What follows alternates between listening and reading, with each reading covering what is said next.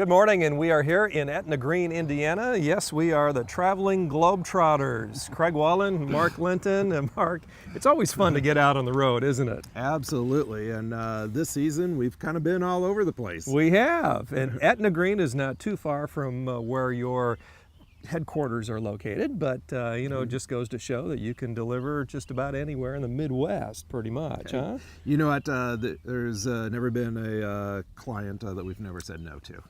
Very interesting. Well, you probably thought about this one a little bit when you were first asked about it, because it does create some challenge, and what we're doing here today is creating a terraced landscape, and there are some practical reasons to do what you did here today, correct? Absolutely, Craig. This house sits way up on top of a hill and has a beautiful view overlooking this horseshoe-shaped lake that just wraps right around it. It is the premium spot here. I would love to have a setting like this for myself. With the steep hillside, it was very challenging to even mow with a riding lawnmower in that. And so we have some really generous sized landscape beds, which eliminates the need to mow these steep areas. You know, scale is something that you continually have to keep in mind, I bet, right? And when you look at how large that lake is, the terracing that you've done here just kind of flows right into the water. It is in proportion to the area. The homeowners are farmers. They're blessed with a lot of acreage here. And so it is a large piece of property, and it is in proportion and to scale like what you had mentioned. So you probably, I'm guessing here, Mark, you probably saved the homeowner maybe an hour's worth of mowing, right? And safety concern too. Yes, because very good. if you were trying to mow this, it'd be rather challenging. Well, let's get started. What do you say? Okay. Tell us a little bit about the particulars here. Okay. Well, directly behind you and the viewers left here is one of our specimen evergreens, and homeowners really appreciate kind of rare and unusual things. This is our weeping Alaskan cedar, beautiful architectural type of evergreen. Love those weeping branches. Craig, this is going to get to be up to be about 12, 15 feet in height. Does a nice job of naturally shaping itself, and we've got it here to anchor the front corner of the house. Very good. I like the look. I like the look. What else? Well, around the base here, then we are using seasonal color. We've got some of our yellow flowering knockout roses. And we grow knockout roses in red, pink, and yellow. Yellow is more of a rare color, and homeowner really appreciates that. And those are low maintenance roses. Are going to be blooming nonstop spring, summer, and fall. This homeowner had some busy things going on this spring and summer, right? They did, and actually contacted us last fall. They were pre-planning a special event here. Their grandson just recently had a graduation party, and this was the ideal setting and location for that. I can imagine. Well, you've done a great job. Tell us some more of the details. Well, thank you. For some color later on in the summertime, we've got summer blooming hydrangea here, which will start putting on a nice show. We also did a lot of repurposing of things. The boxwoods that you see here to the viewers right, these were here originally, and we felt that could get many more years of life out of them. Same way with the globe blue spruce tree that's up here. It was in the perfect location, and it gives us some height and also some year-round color, being an evergreen. So you're tricking us again, aren't you, Mark Linton? You can't tell what's been repurposed and what's new. It's kind of hard. That is always the goal. Yeah. And because they're farmers, they uncover quite a few boulders in that. And the boulders that you see here, not only for the terracing, they came from the family farm, but we've got some pretty cool accent boulders, which they discovered as they were out there farming the land. Yeah, I noticed one in particular, and maybe we'll spend a little time talking about that one, but this is a pretty cool one here. It is, and you gotta touch it, Craig. It's very, very smooth and shiny, and I can't imagine what all it took to accomplish that over the years. Yeah, amazing, isn't it? Right here in Etna Green. What else? Oh, and then of course we've got a nice focal point here with our red Japanese lace leaf maple. Gives us some height. I like how those dark red burgundy colored leaves contrast with the stone ground cover. And if you look closely with the stone ground cover, you actually can pull out some of those colors. It's a range of colors that you see there in the stone. Lots of stone ground cover. I mean, this is a big job, isn't it? It is. There's literally tons and tons of stone that we put in here, Sure. along with a woven fabric weed barrier, which will let water go through but prevents weeds from coming up. We've also got some little miniature dwarf evergreens here, Craig. These are Japanese garden junipers. It's a low-growing juniper, only gets to be about 5-6 inches in height, going to spread horizontally, and maintains kind of that moss green look and color 12 months out of the year. Very good. Nice. Then we are framing the entrance here with a couple of little miniature dwarf Alberta spruce.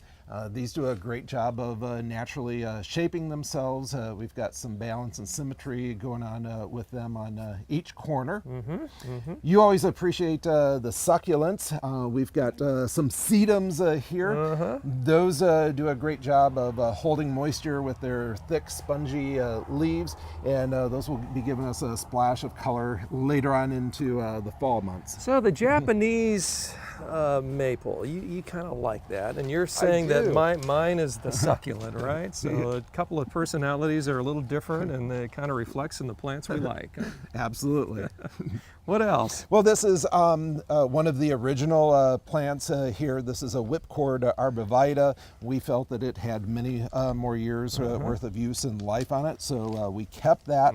This is another sedum that was here originally, and that got repurposed.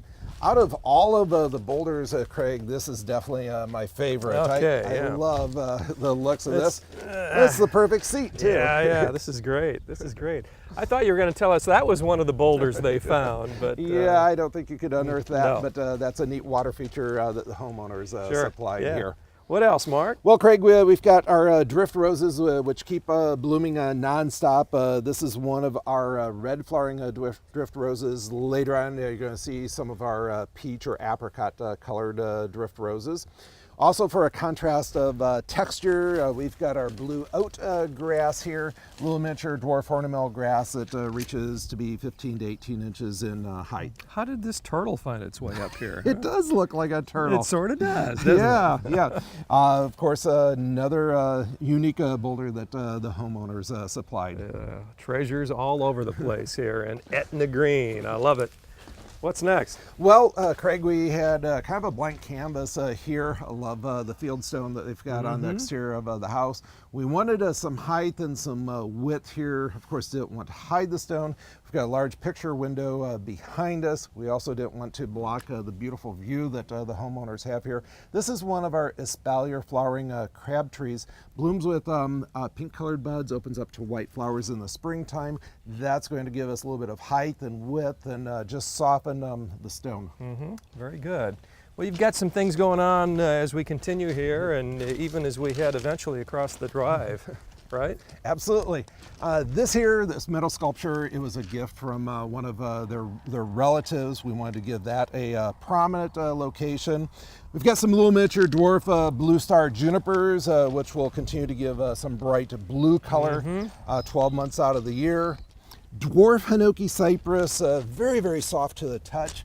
They do a great job of naturally shaping themselves, and that provides some winter interest as well. Yeah, boy, there's a lot of interest here. What else are we going to talk about before we say goodbye for the day? Huh? Well, the bird's nest spruce, that is one of the original landscape plants there, as well as this golden vickery privet. And we've surrounded the golden vickery privet with all these red flowering knockout roses, which will continue to provide color all throughout the seasons. I'm curious to know, Mark, how long it takes to do a job of this magnitude. You know what? Because of the scale and the size of everything, it was a good-sized project, and we had one of our larger crews here. Literally, there was tons and tons of stone. Oh, fantastic! What else as we make the turn here? Well, these are some of our peach drift roses here, putting on a nice display of color. Burgundy leaves here from our Japanese maple. Uh-huh. Little miniature dwarf cotoneasters called Tom Thumb cotoneasters. And these do a great job of just kind of naturally shaping themselves, growing a little mound shape.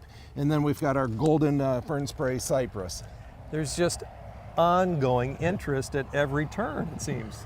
There is. And what we wanted to do was to have things spaced out so it wasn't crowded and each plant kind of stands on its own and you can appreciate the uniqueness of it. Yeah, I can see where you can come out here literally every day and find something a little bit different, maybe, huh? Absolutely, and it does change with the seasons.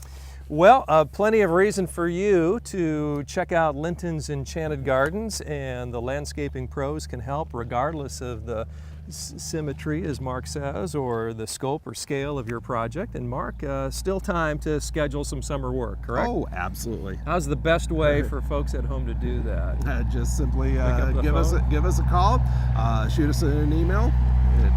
It starts from there. All right. Or you can go to lintons.com, the website, and I'm sure you can begin the process there.